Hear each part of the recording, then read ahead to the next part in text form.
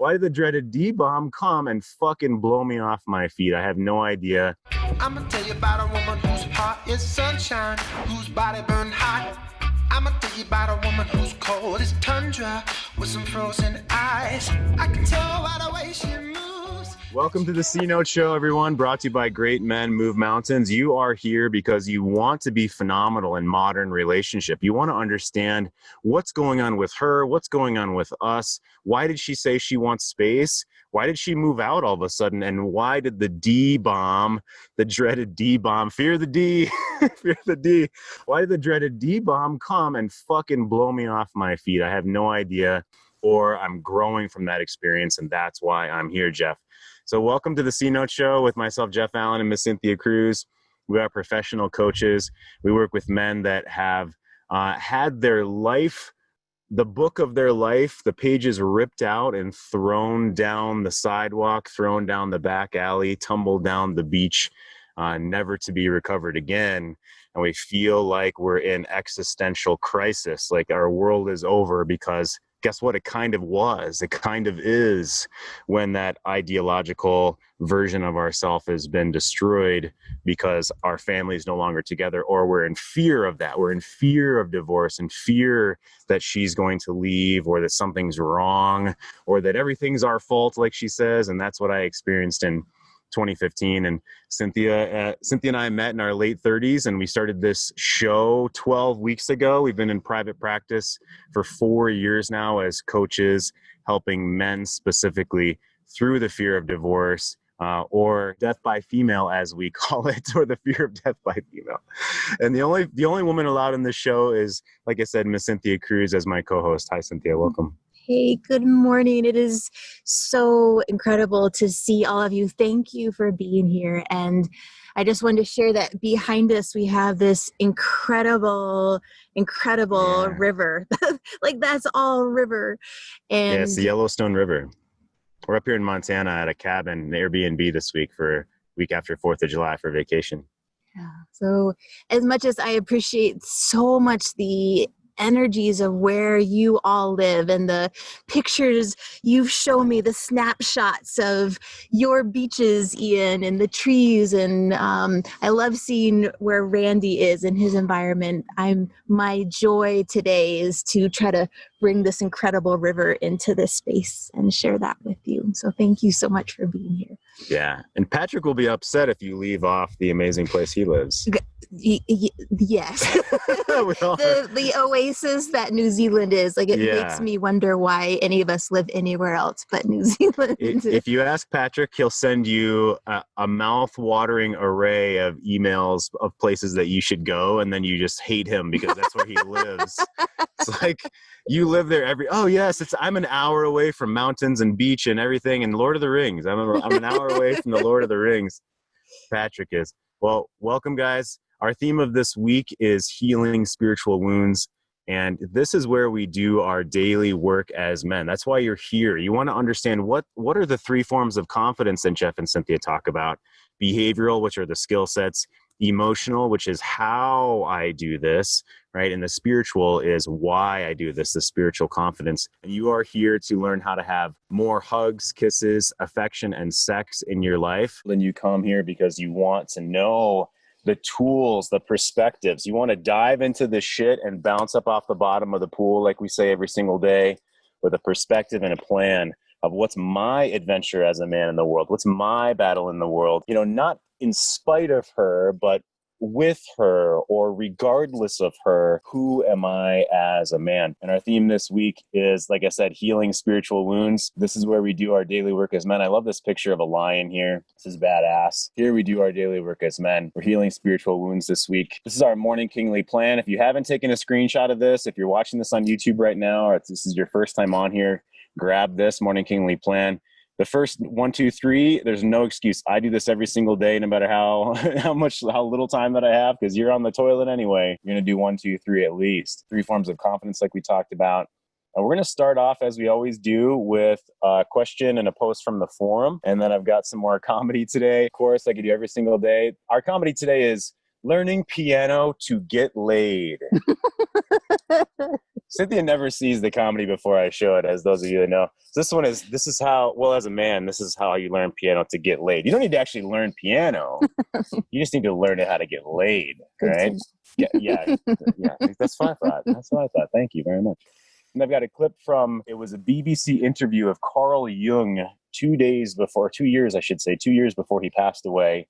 And the question for him in this 90-second clip is, do you believe in God? I have that clip from Carl Jung. And then I have from Brené Brown, when she's got a 2-minute clip on Oprah, she talked about the 3 steps of moving forward through shame, how you get out of shame very quickly. I mentioned this on the show, I believe, yesterday. And then I want to get to a story, if I don't run out of time again today. There's a quote. I have a section from Michael Neal's book, Super Coach. And there was a little story that I had a couple days ago of we were on the beach, the pebbled beach near Jackson Lake in the Grand Tetons in northwestern Wyoming. That's where we drove up from to get to here in southern Montana. That's where we are right now. We're near Livingston, Montana, just south of there. This is the Yellowstone River behind us. And you know that movie, A River Runs Through It? Yeah, a river runs through it. That's where we are. That's where we are right now. So I'm going to share that story from, today. But before we get in, from 2 days ago, I'm going to share that today. Before we get into our comedy and everything else, I still have this question from the rest of this week. At what point does one decide to declare an official time of death to a relationship? We've been talking about that over the show the past 3 days. So if you missed those awesome shows, go back and watch the previous 3. Today's Thursday. I didn't say my little opener. So right now, Cynthia, it's Thursday, 11/11, 11, on July 9th, 2020. Awesome to see you guys. So let's read our question and then we'll get into our comedy to start off with. So this is an inferred question, and the man says, for the purposes of sharing and encouragement and also open to critique or comment. Our forum is phenomenal. We have over 125 guys now. We're growing at least 2 or 3 every single week. We have probably 10 more. We're growing in the rate of 10 to 20% per month in the YouTube channel, in the forum. I mean, it's just, you guys are phenomenal. So this man says, Monday was a rough but great day. My wife dipped out on a hike to clear her head, as she said, apparently, since it's in parentheses, in quotes, I should say. 3 hours later, I called her just to make sure she was okay, and she answered but sounded upset. She said she was parked down the street and we needed to talk. The dreaded we needed to talk. But this man says, honestly, it did not even give me a rise. I finished what I was doing and walked down to her. So this man has been doing his work for a couple of years. We know him. He's a stalwart in the community. He's a fan favorite of having turned his relationship around from potentially divorce to now they're kicking ass together. They just moved cross country. So I don't want to say his name, but you guys know him. He's an amazing man, and he's posting to get support. She was immediately standoffish and distant, to which I respected her space and asked her what was wrong. With some hesitation, she told me, like all men, you only got with me because of my body and because you thought I was hot, which I think is like kind of awesome. But there's maybe a joke there that I'll just keep going. You thought I was hot. I know what you're after, and you're no different than the other men that have taken advantage of me in my life. Oh, okay, I see. Advantage of me in my life, and I only stick around because of the kids. So I skimmed this. I'm going to stop right there. I skimmed this before the show, and I didn't actually catch that part where she has been taken advantage of by other men in her life. And so I'd love for you to jump in, Cynthia, and share. I want to honor that because I'd made a little joke before that, and I didn't realize that this is actually an old wound for this woman, right?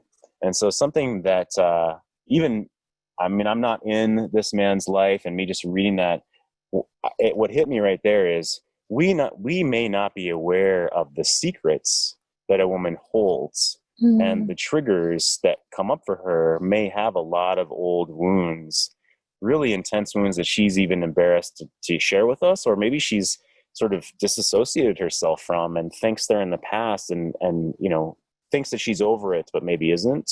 Yeah. And how those can get inflamed. So when a woman, jumps into, you're just like every other man, can you please help us understand a little bit more about that from your professional point of view? I'd appreciate that.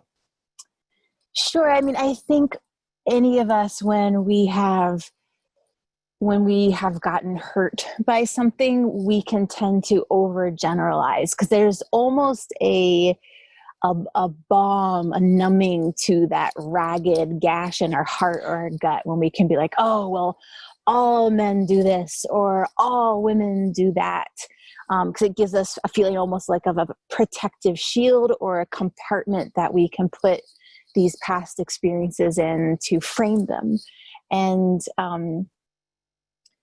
I think, that like men who carry much of their journey from before with them along, women do a lot of that. And there's a lot that comes from some of those, earlier years. Like Jeff has spoken about his son, where, we know that, our prefrontal lobe, our quality decision making doesn't really form until our early 20s. And that happens even with women. And I can even think of my own feminine experience of the yearning for union, the yearning to be seen, and, some of the choices I made in the past when I wasn't fully in that fully developed space. And then afterwards you can feel taken advantage of, or you can feel ashamed or guilty. So there's that part of it.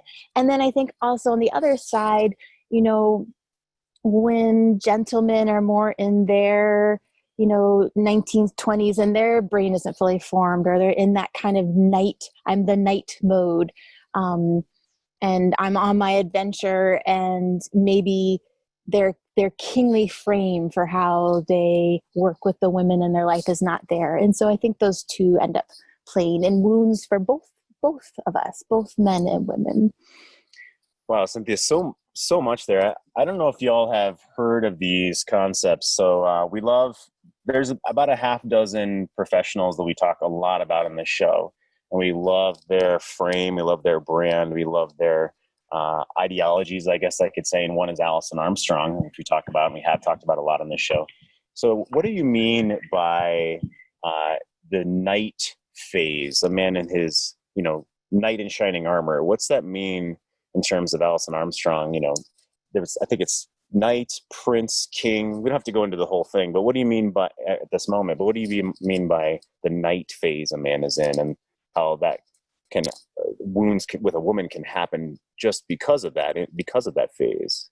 Yeah. And this could be, very different for each person. And so if I'm going to give a larger frame, a generalization, my own story and some of the young women who I work with as a coach, and they're more of that sensitive, intuitive woman in that late teenage years, early 20s.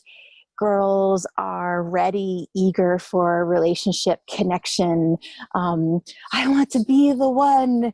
And oftentimes gentlemen can be more in that, like, I'm not ready to settle down yet. Like, the adventure is more important. The way I'm putting myself out into the world is more important. And girls and women are great, but the adventure, the knighthood, the crusade is what I'm truly invested in. And I definitely experienced that. Like in college, I was ready for partnership and deep connection, and ended up dating, incredible men, but their knighthood, their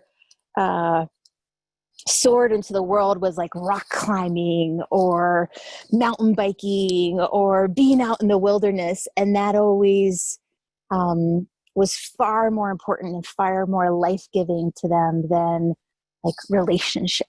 Mm-hmm. Yeah. Also, what I'm hearing underneath that too, Cynthia, is like we talk about a man wants to have his adventure and his battle in life, as John Eldridge would say from the book Wild at Heart, and the beauty to behold, but otherwise he has his adventure. And it sounds like biology, right, guys, really helped us in that case in our 20s, not be the nice guy, not all about sacrificing ourselves for her, which watching the show, you guys on here, which I want to honor you all here in a second, know that we can't live for her. She doesn't want to be our battle. She doesn't want to be our adventure. She wants us to have that out in the world. And so a woman, though, what you're saying is ready for long-term relationships sooner than a man generally. Yeah. Okay. So, yeah. So let's go back to our post. Rueben, I see your hand up. We'll wait a little bit, buddy. we'll go back to our post, and I want to finish this and get into our comedy. So to continue on, this poster says, honestly, I was a little taken aback given that just a few hours earlier, she was telling me how much I knew how to treat women now. First of all, awesome. This man says, I fought the urge to speak and defend and just listened. When she was done and in tears, I told her to please check the facts and asked her to look at my actions and asked to really look deep inside herself and ask if she really felt this way. I also asked if it was that time of the month, and only asked so I can understand with the pure purpose of knowing how I need to just support her. She said, well, I can tell it's coming. And at that moment, she did not want me to hold her. So I just sat with her and listened to her process her feelings. So this man is awesome, offered to hold her, physically. She didn't want that. So he just sat with her. Cool. Not even 5 minutes later, she had an early cycle. I share this because I used to feed into this energy and it would have been a fight. We have to understand as men, sometimes we just need to be there with her, be tethered to the masculine essence, to that honorable, confident, grounded man that we are and we are becoming through this work. It used to be with NG, means nice guy, behavior, I would have felt compelled to help or solve and push her motivated by fear. So in the past, he would have been afraid and tended to push and compel to help her solve something because he was afraid. But now he no longer does that. He knows that's not the right way to do it. That's the wrong strategy. Now he is just with her. Yesterday and today, I can tell she's having a hard time, but is happy, and even recognized this morning that her uncertain feelings are just feelings brought on by her menstrual cycle that she said also are getting worse with her age. Awesome seeing my wife and sons even working the tools we learned in this group. So he's saying his sons, I want to ask him about this a different time, how his sons are working the tools. But seeing his wife, so let me jump back and say, men ask a lot, Cynthia, right? So they ask us a lot. Well, if am I the only one that needs to be changing? And why do I need to be the one that's changing first? And if I change, does that mean the relationship is going to change, right? And what we're seeing here from a man who's a veteran in this work of 2 years, who's gotten one-on-one coaching, who's been to retreats. I was with him in Idaho. Let's see, it was last September, I believe, if I'm remembering the year correctly, in Idaho. There's a bunch of us that went up there for a retreat at one of the gentlemen's lodges, like across the border from Spokane, Washington, and Idaho. Like amazing. I met John there in person. John's a fantastic guy, this gentleman from the forum. And he's been on the show, and he's happy to share his story. And I love that he posted. And even in that instance, he's reaching out for support and kind of a check for him. Oh yeah, Rueben, thank you for having your hand up. Please come on in for us. I've spoken to this gentleman with that post, and I didn't know how much more we had in common because we really didn't have a long of a conversation. Yeah. But when he mentions, what his wife said, my wife didn't say those exact words, but in a way, she said that, before I was with all these guys that treated me terribly, and then you came around and were the Mr. Nice Guy, and then I switched into the fuck off guy, and that's where I lost all the trust with her because, she thought I was that knight in shining armor that came and saved her, and there was a nice guy in the world, and then that all flipped upside down. So it's amazing to hear that and all these posts because it gives me perspective on what's happening on the other side, especially more with what Cynthia just went over. And it's just awesome to have that other perspective along with, taking care of yourself. And, that's pretty much it. Yeah, buddy, I appreciate it. And I'm going to press pause on the sound. You said so much in there. I just want to jump into it was this, and then all of a sudden I flipped, and all of a sudden I became the fuck off guy in my relationship, or she told you to fuck. There's so much more there, and Rueben, we know your story. We'll save that for another time. But that flip, it's something you were telling in your story there, Rueben. The flip of when you're no longer what she thought you were, or you became someone different. That's a whole other topic that we'll dive into more another day. I love that, Rueben. We'll talk about that maybe off the show. you and I and Cynthia, and we can prep that for another day. But to your point, and what I'm reading between the lines, Rueben, of the leadership guidance that this man is posting, and the hope that this work brings, to know that, of course, yes, absolutely, this work will and can help you start version 2.0 of your relationship. Yeah. So thank you for saying that, Rueben. I appreciate it. All right. There's a response real quick from that on the forum, and then we'll get into that comedy. The response says, "Hey, nice, bro. Nice. That could have gone any way. Sounds like a man who knows his worth in himself and stood in there.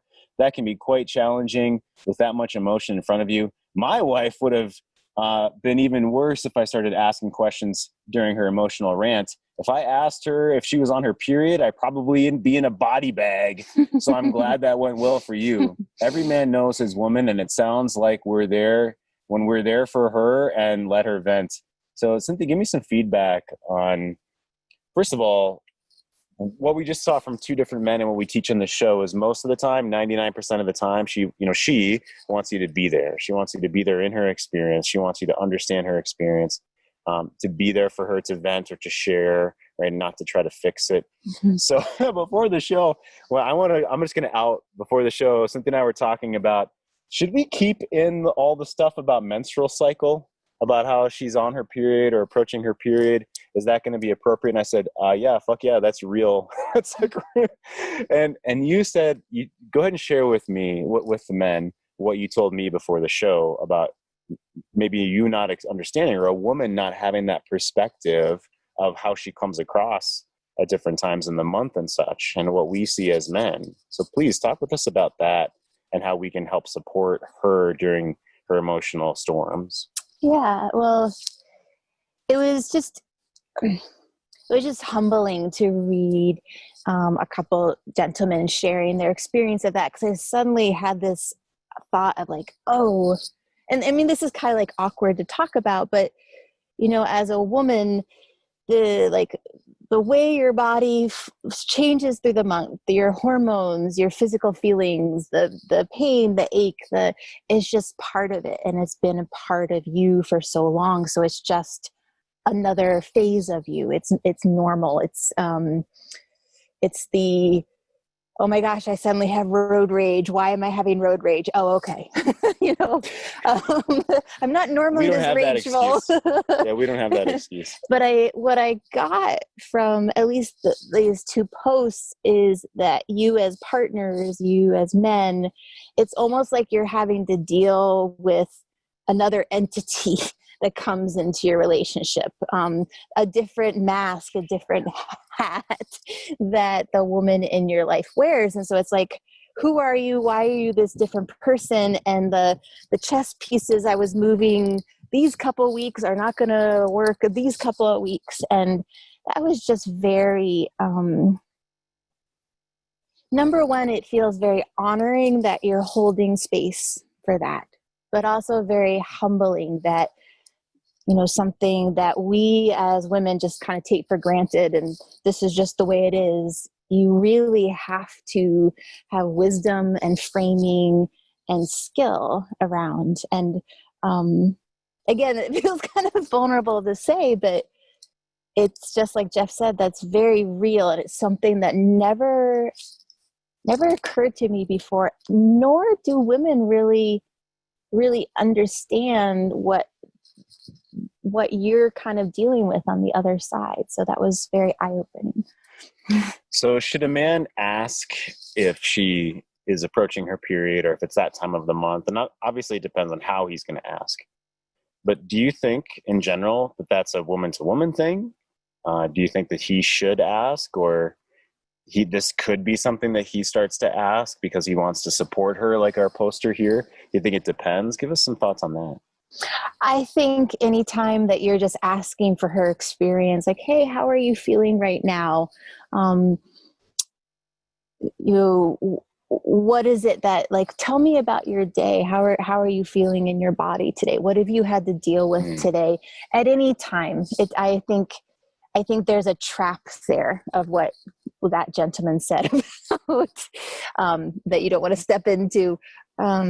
I think a woman just craves to be able to share what she processes all day long and how it feels to her, whether it's a pleasant feeling or it was a really hard physical day. And to have someone on the other side who's just willing to really hear your experience is very healing, extremely healing. I love that. So good. So maybe not, hey, is it that time of the month? I didn't even have to say it in your face, like, oh God, but more of, and that's useful at any moment, even in despair or sadness or loss or anything like this. It doesn't have to be that type of time of the month. It's what are you experiencing in your body? And for all you know, guys, something could have happened at work, something could have happened with someone's health and her family. And we don't want to step in it unnecessarily. So asking you a more general question. Good. Well, so I want to share this comedy. I want to get into, there's two big questions, two spiritual questions I want you to ask yourself today. And if you're willing to post in the chat or raise your hand and come on in and share your experience or your opinion, I'd love it. And one is, do you believe in God? And I've shared in the show, I'm not religious. I did not grow up in a religious household.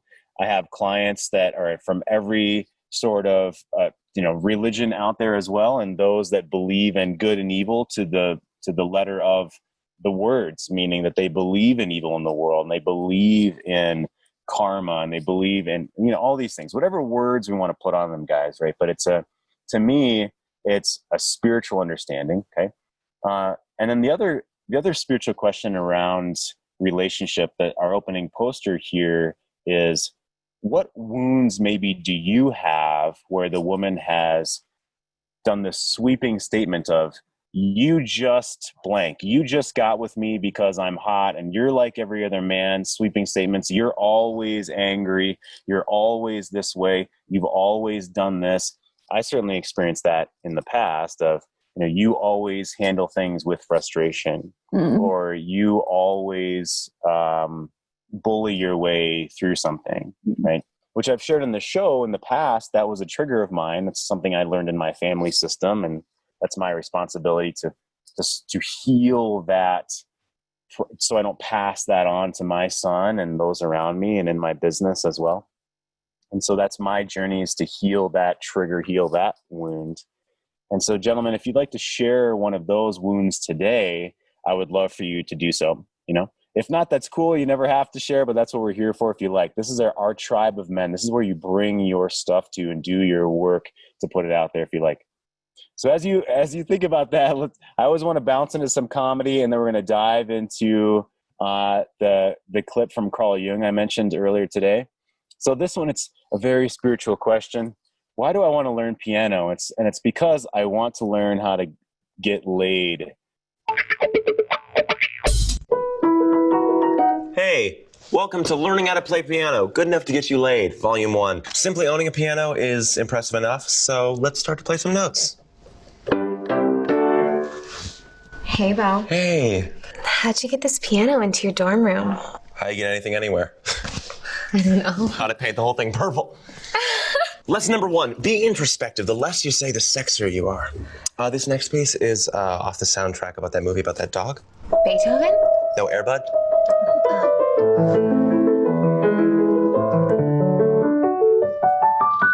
Sounds complicated, doesn't it? But look at my hands. I'm actually just playing the same 3 notes over and over again. Lesson number 2, learn how to play arpeggios. Sounds so beautiful. Oh, it's nothing. It's just a series of arpeggios. Lesson number 3, say the word arpeggio as much as possible, even if it doesn't make sense. Your eyes, they're like arpeggios on fire. Wow. Thanks. The only thing sexier than a pianist is a songwriter. Notice how I didn't make an easy pianist joke, because integrity is sexy as well. Lesson number 4, play a chord, nod thoughtfully, and then scribble a few dots in the sheet of music. Don't worry, you don't actually have to know how to write music. Squiggles will do the trick.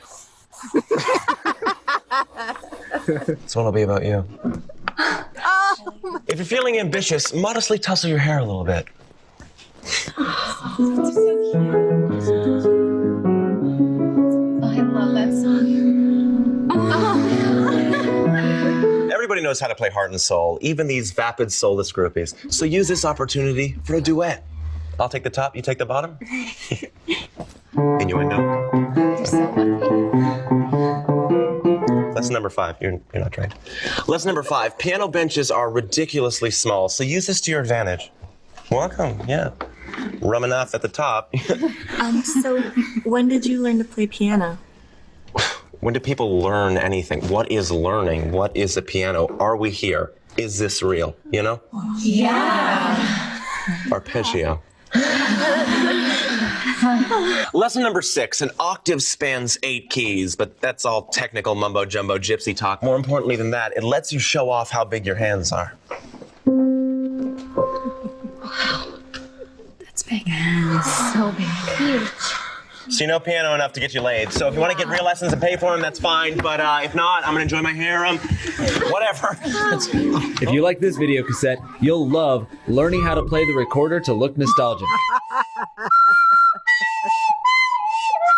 So, remember 3rd grade?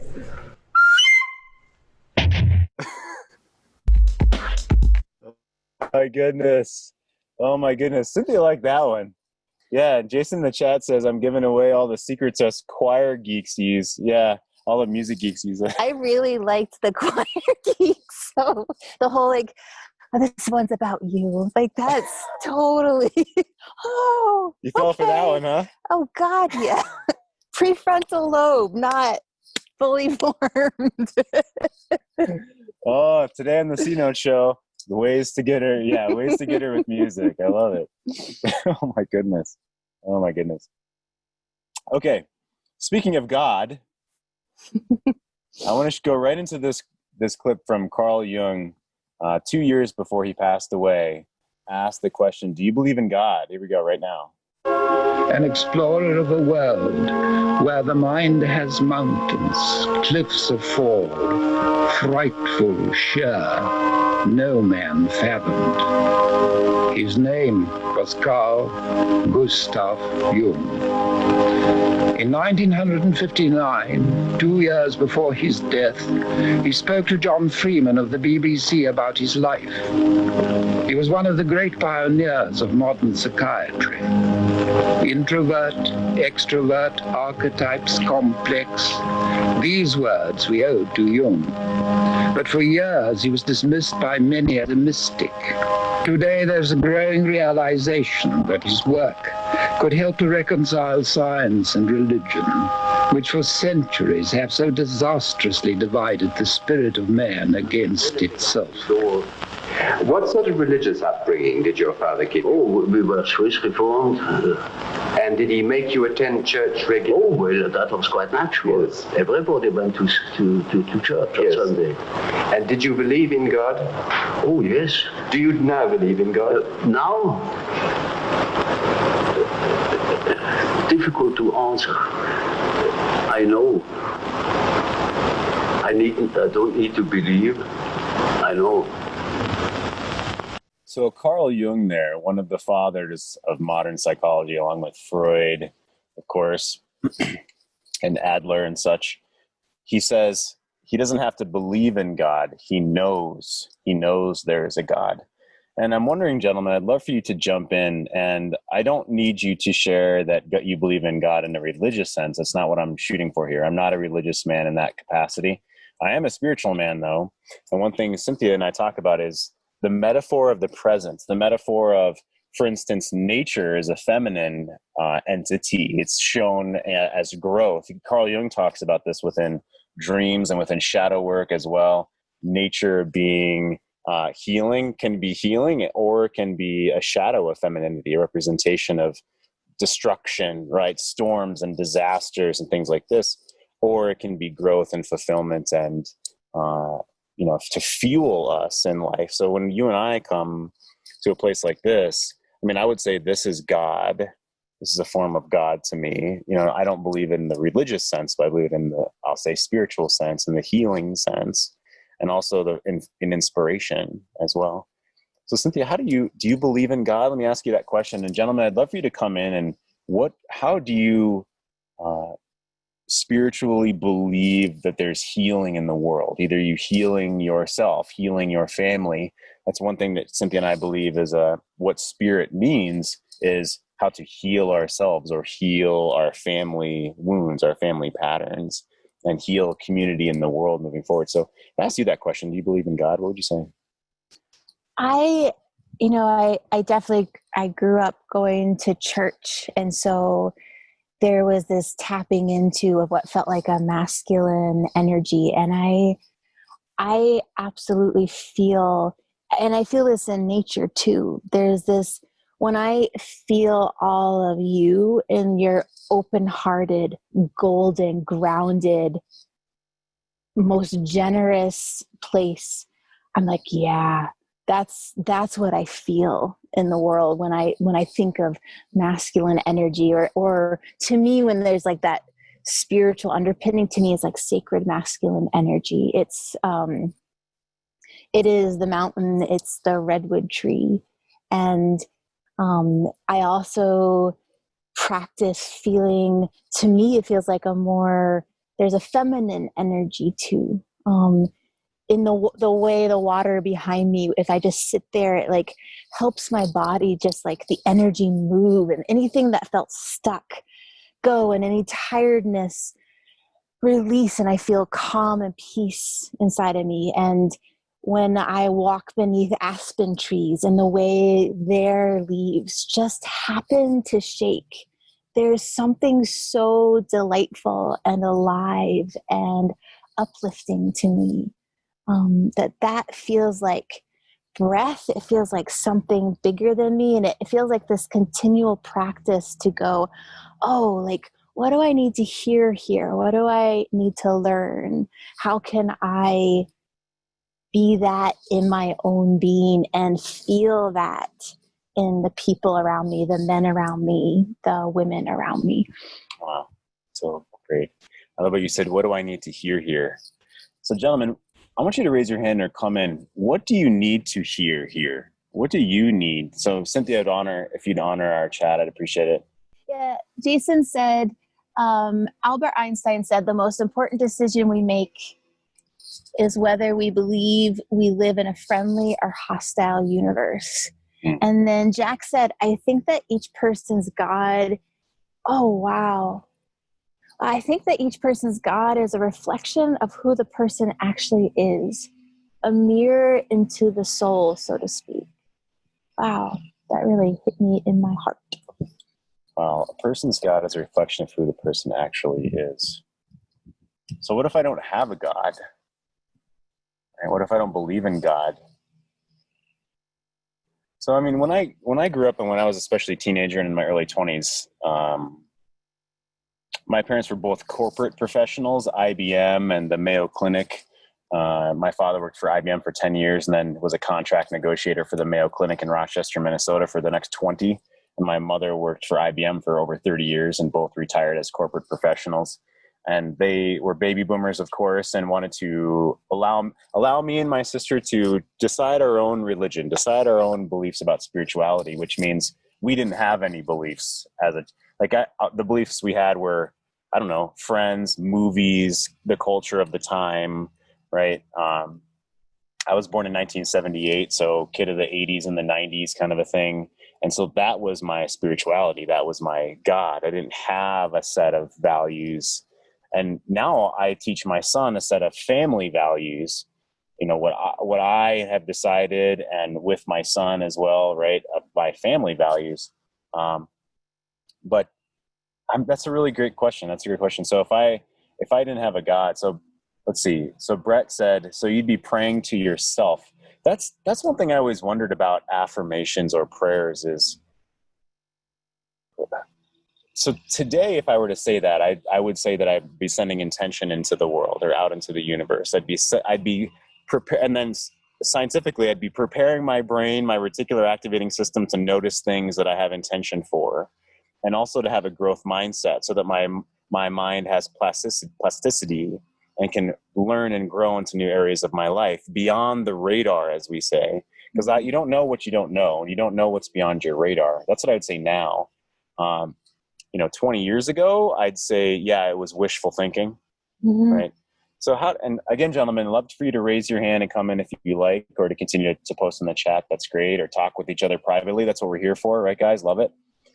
So what do you think intentions are? I know please share with the guys, you very much, and I love this about you, lean into vision and intention, and you do sort of a cleansing, healing, intention-filled walk before the show every day, and you breathe love into before client calls and before you meet clients and things like this.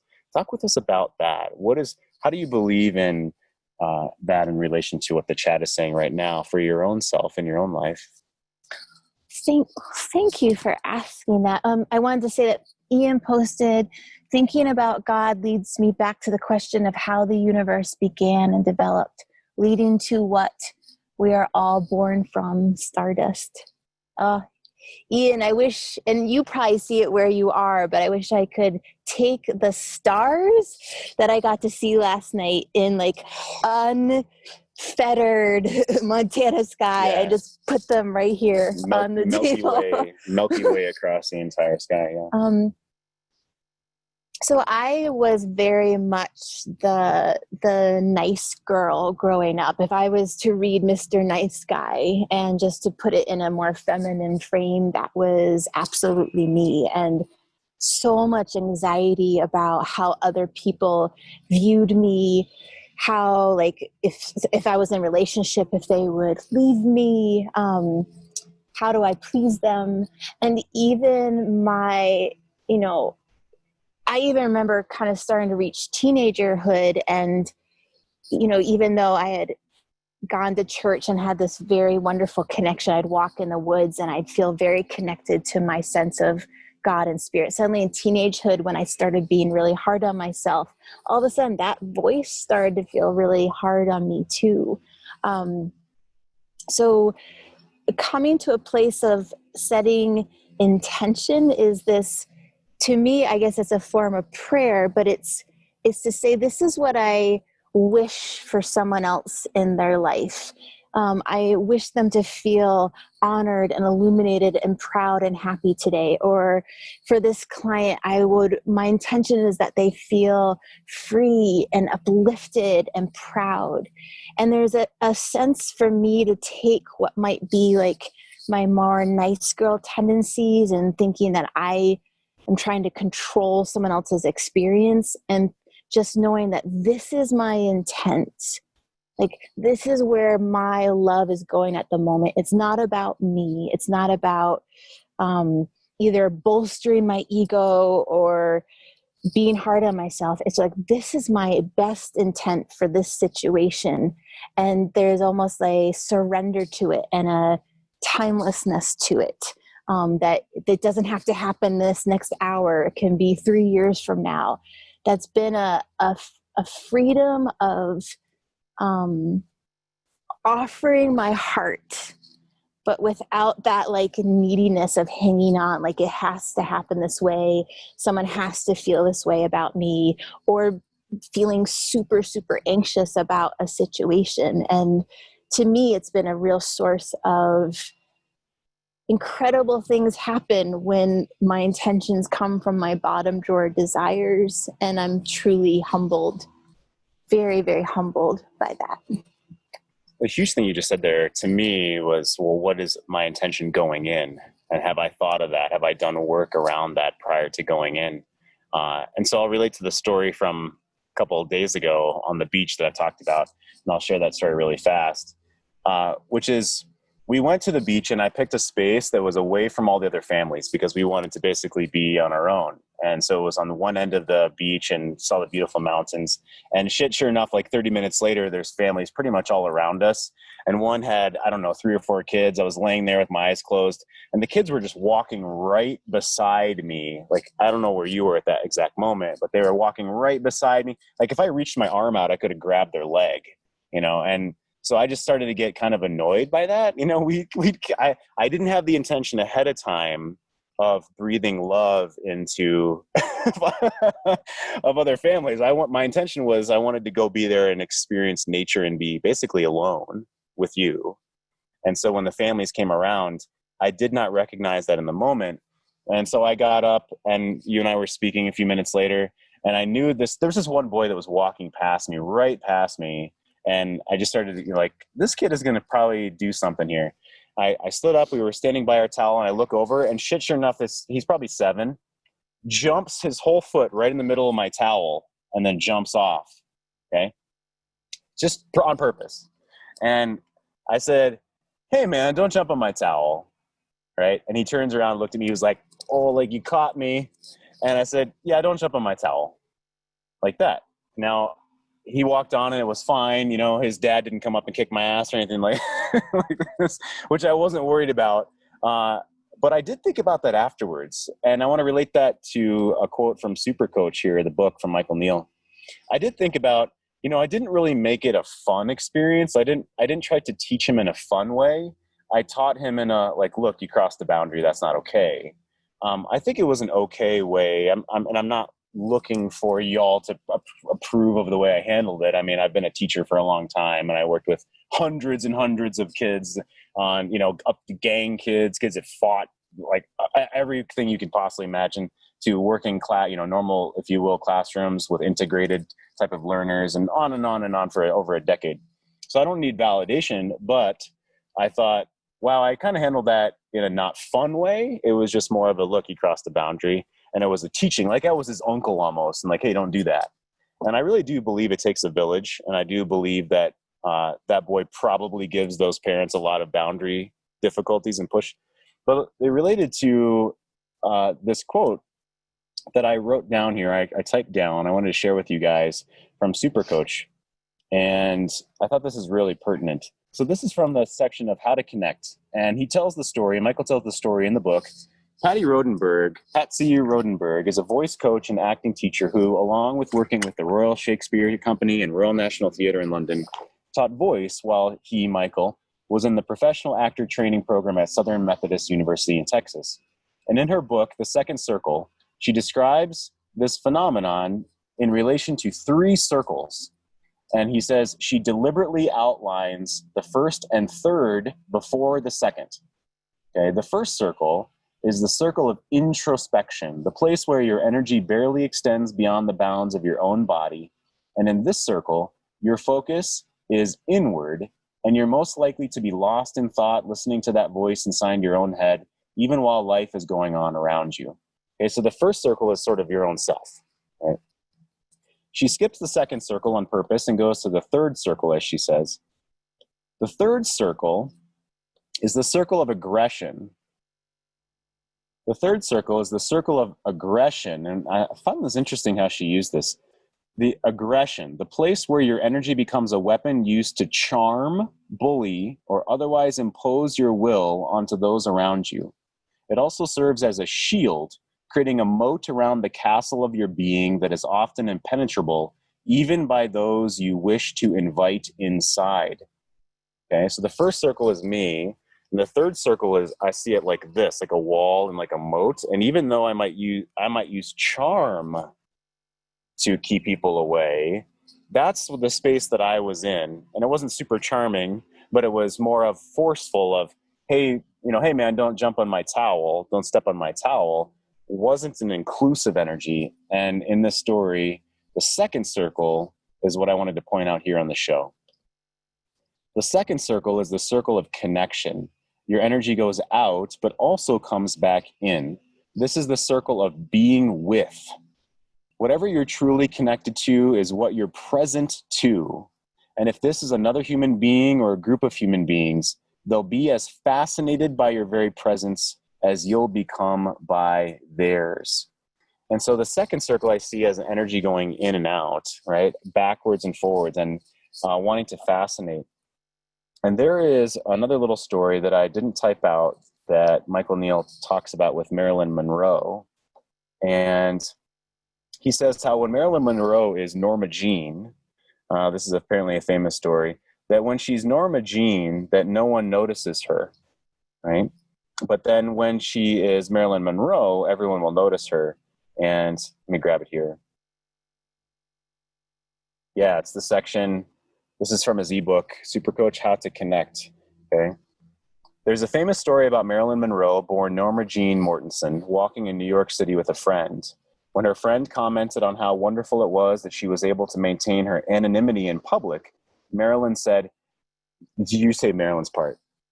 That's because I'm walking as Norma Jean. If I walked as Marilyn, everyone would notice me.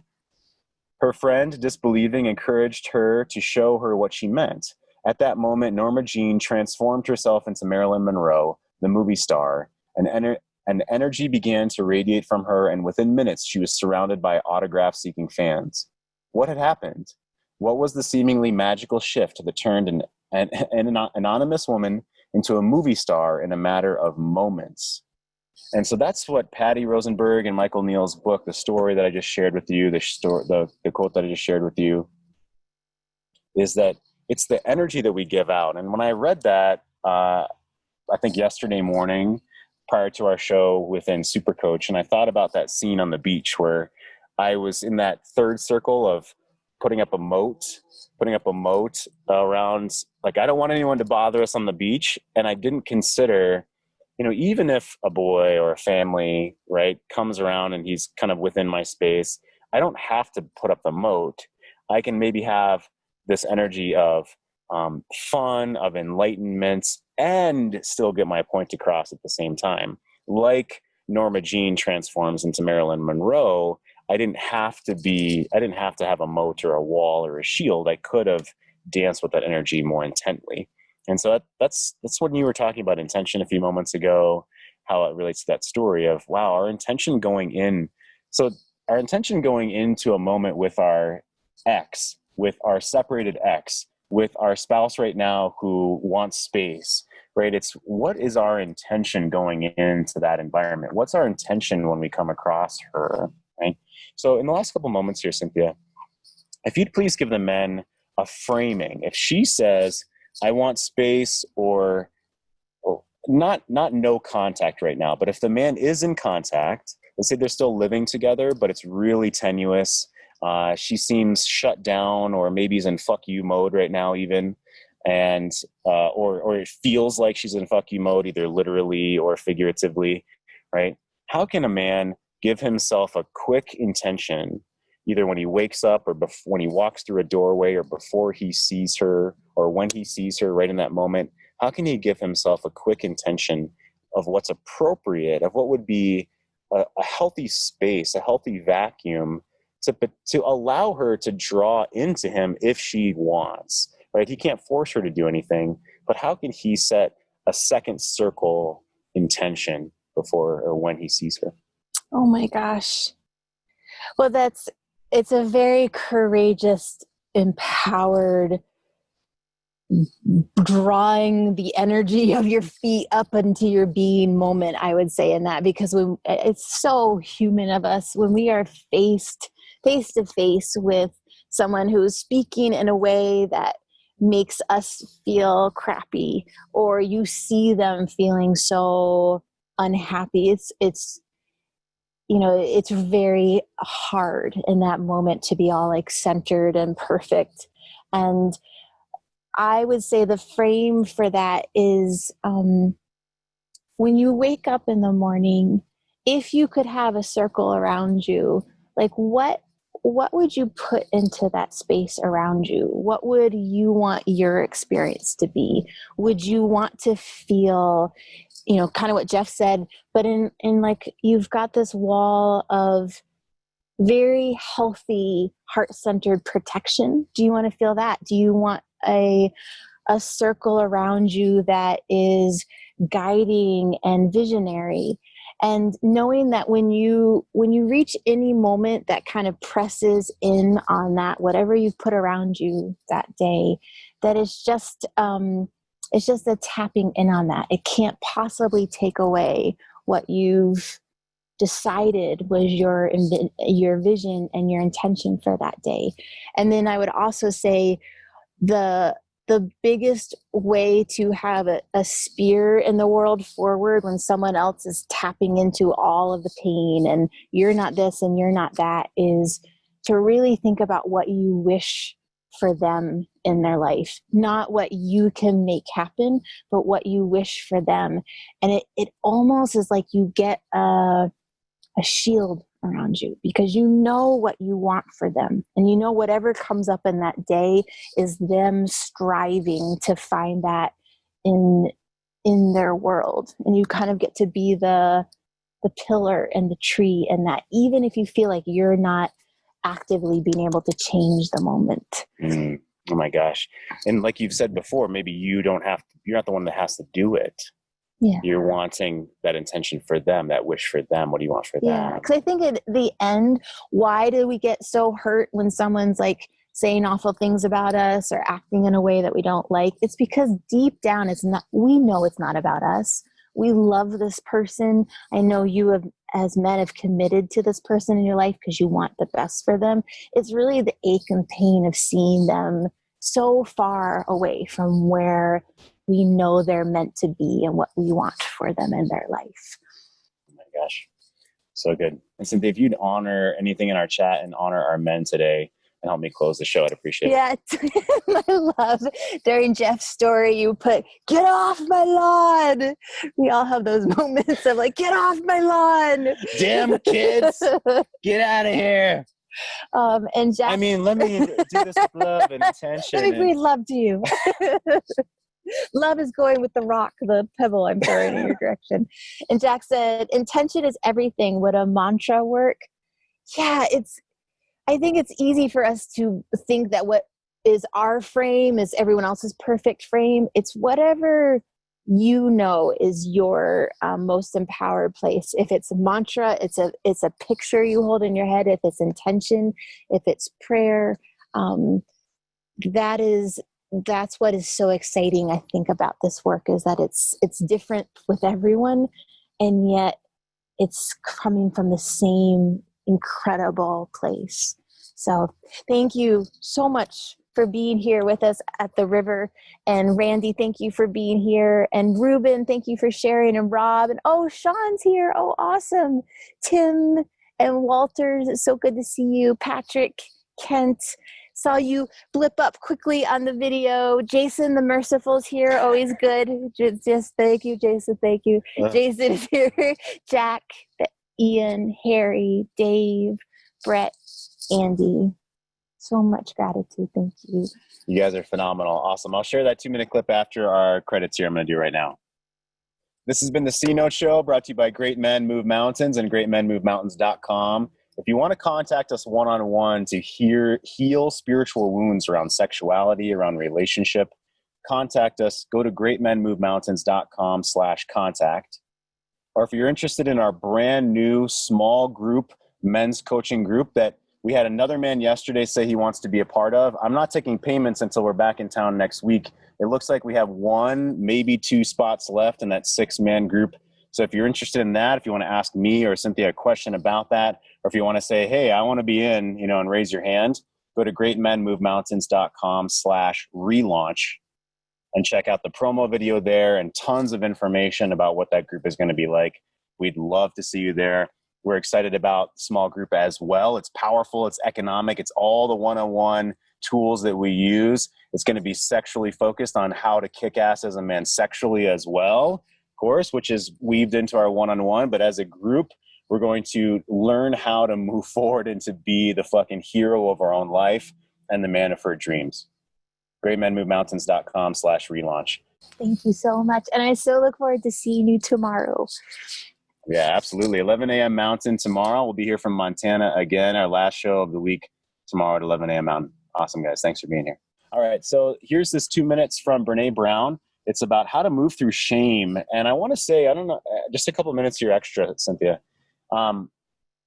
Maybe guys just wanted to see the show today and didn't want to raise their hand or come in too much. We did have some in the chat, which I love you guys. I'm wondering if there's this sort of tentativeness or stuckness or potential shame underneath that some men are feeling about, well, what does it mean to have a spirituality? Because that's how I was. I didn't know what the hell spirituality or religion or any of that meant when I was, before diving into this work, before understanding the 3 forms of confidence, before reading, really reading up on what spirituality means to me, before meditating, putting my head down, these kind of things, walking in nature.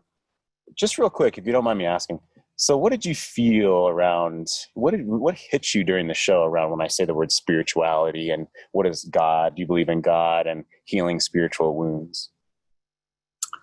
Well, personally, it's kind of it feels like a vulnerable place to share, because it's a lot of we have our internal world and it's very important to us, but it's not always like, if I put that out there, what are other people going to think? Is it going to sound woo woo or crazy or, not okay? And I really appreciated, like Tim posted, he said, hey, your words about intention and visioning for our desire for people, it was really helpful. And so this is to me, a constant practice of like, it's okay to like take things that I'm not certain of inside and place them out into the space, and what we have to share, even if it's not perfectly formed, it connects us in human spirit to everyone else. And so that's what it makes me think of, that we are allowed to be deeply wise, even if we haven't figured it all out, even if we've lost vision, or like, I can't even get into an intentional space right now, I'm so angry. When we share into a space like this that has intention, that has container, what you have to say is going to hit someone in what they needed to hear. I love that. Yeah. I love that.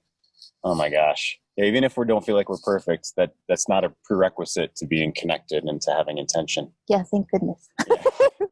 Yeah. Jesus. So good. All right. So I want to share this clip from Brené Brown because it can help us move through some stuff. Here we go right now. So I love this question. You mentioned gremlin thinking. This is from Allison Smella. You mentioned gremlin thinking. What's the silent language to move that aside and step into authenticity? Good question. So men and women who had high levels of shame resilience, meaning they could totally acknowledge and move through shame without jeopardizing their authenticity, had 4 things in common. The first was they know what triggers shame for them. They know what the triggers are. Like for me, I know what the triggers are. I have stuff around motherhood and balancing work. I have stuff around appearance. Secondly, huge skill, you can reality check them. 3, you reach out and share your story. And 4, you speak shame. So just to boil it down, it's 3 totally counterintuitive things. Talk to yourself like you talk to someone you love when you're feeling unworthy. How would I talk to Ellen and Charlie in a moment of unworthiness? I would say to myself, God, you're so stupid, Brené. What were you thinking? I would never talk to my kids that way. Talk to yourself like you talk to someone you love. Reach out to someone you trust and tell your story. Shame cannot survive being spoken. It needs 3 things to just absolutely grow exponentially. Yeah, that's why secrets really intensify the shame. And you're as sick as your secrets, because when you're ashamed, you keep it a secret, and that just sort of festers and ends up really overwhelming your life, the shame. It gets bigger and bigger and bigger. But when you release it, that's why all those years on the Oprah show, when people will come on and share things that they never shared with anybody else, do you leave and you feel freer, you feel unburdened by some of it. Yes. Absolutely. Secrecy is one of the 3 things: secrecy, silence, and judgment. Those are the 3 things shame needs to grow exponentially in our lives. The antidote, empathy. It cannot survive being spoken and being met with empathy. It's one reason I love our forum and our show, guys, is we're here to have empathy. We're a tribe where you can share these things privately, either one-on-one over a private chat on the show live or on our private Facebook group, which, of course, greatmenmovemountains.com/Facebook. And punch in your information to be invited into our private group. You have to be invited in. Every single man's been invited in. So love you guys being here. We're helping you to move through this shit privately or publicly, or whichever way you want to do it.